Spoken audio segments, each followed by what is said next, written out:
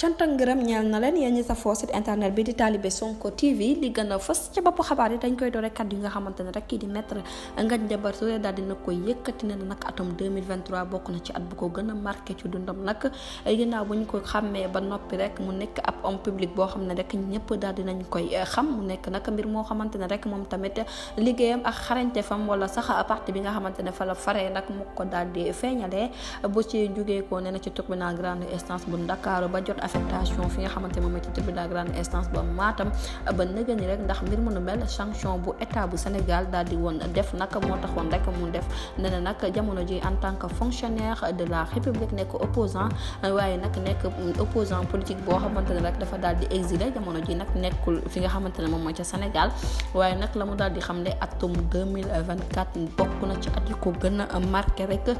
ci àddunaam ginnaaw rek bu mu ci gisee li nga xamante ne rek moom mooy yenn ci injustice yi nga xamante ne daal dina koy dund waaye nag anam bi nga xamante ne rek moom ci jëmmi boppam nag lañ koy pamtee ak anam bi nga xamante ne rek moom moo ñeel affectation ba ni mu génnee ci biir réew mi 2023 du bokk ci at yu mu dul fàtte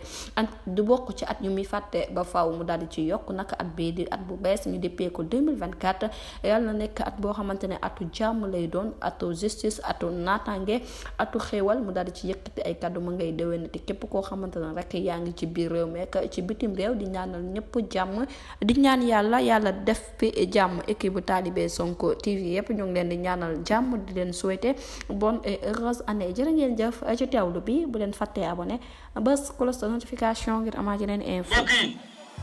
on s'est beaucoup battu pour un projet. Ce projet boobu mooy sauver le Sénégal. Ce projet boobu mooy sauver le Sénégal.